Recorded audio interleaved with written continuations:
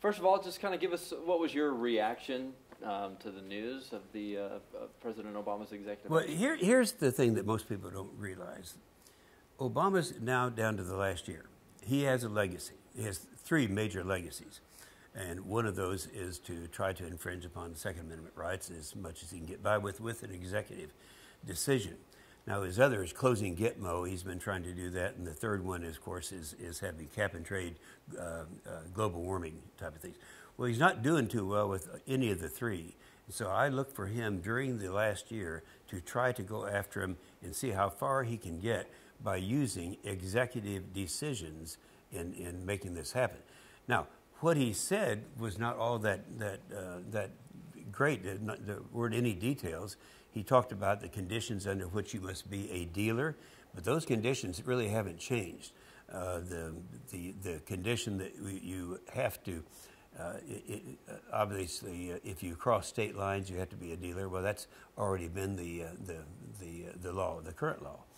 And what he's done that would actually said in the past, he didn't say it in his recent statement, but he said in the past pretty consistently that if you sell or buy as many as 2 or more guns in a period of a year, then you should be a dealer. Now, we're a big gun family. I have all my kids, my grandkids, the sons-in-law.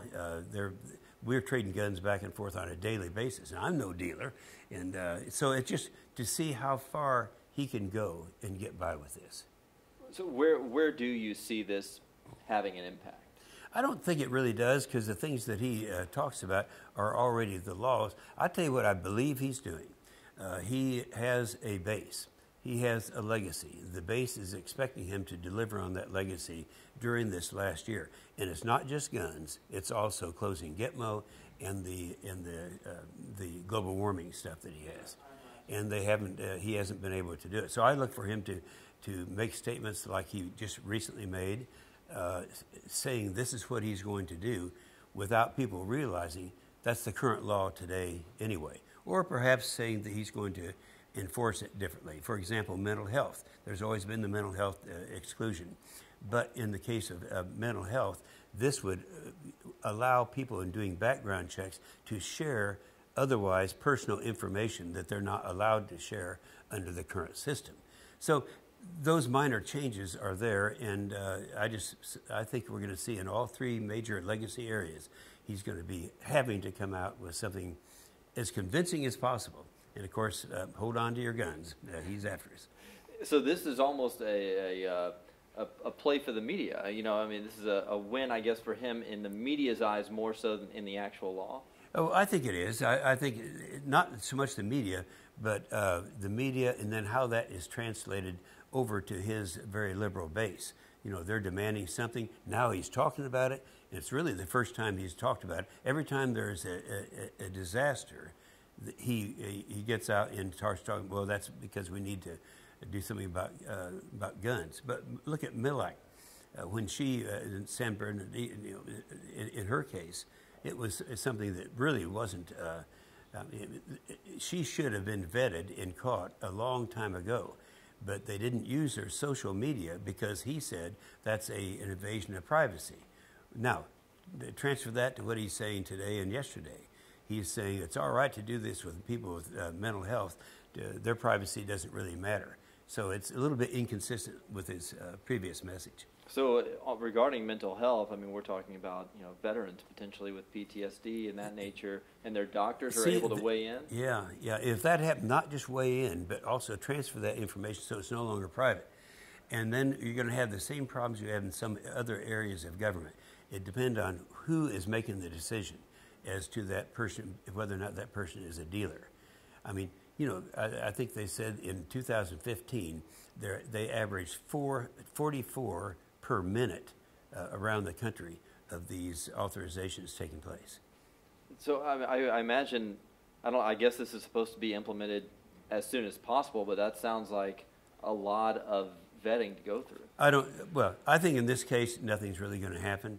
I don't see anything that he can do with an executive decision, but I think he really believes that he's got to make an effort. He's got to satisfy that base. He's got to live up with that third of his legacy. Have any Oklahomans reached out to your office? Oh, every day. I mean, this is a huge issue in Oklahoma. We are a state who believes in the Constitution, believes that we have rights, and certainly our Second Amendment rights are very, very important to us. So, I've never had any problem in the state of Oklahoma of people saying we got to stay out of this Second Amendment issue because it's not going to work here.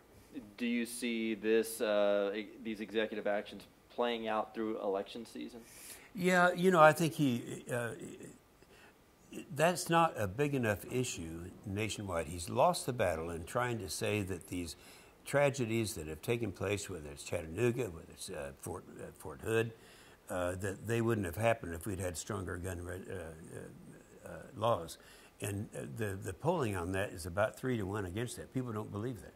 And so I don't think they want to take a chance on having that becoming major issues in elections that are national elections. Let's wait and see on that. So on the issue of these random acts of violence, in your opinion, what might help curb them? Well, I think in one case, certainly if you look at what's happened in the theaters, the only time that things have been stopped are when you have someone who actually is legally or illegally, but of course most of us have gun permits in Oklahoma. For the element of terrorism that will go into making these decisions, if they know that half the people in there are armed, they're not going to be making the same decisions. If they know, on the other hand, that they're going to go in there and everyone's a sitting duck, they would do it. So I honestly believe, in fact, this is proven true on the campuses when there's been violence involving women, young girls, that once they started, and I know down in Florida this happened, they started allowing them to start carrying weapons, and that really curbed it. So I think that's pretty much, that's an issue.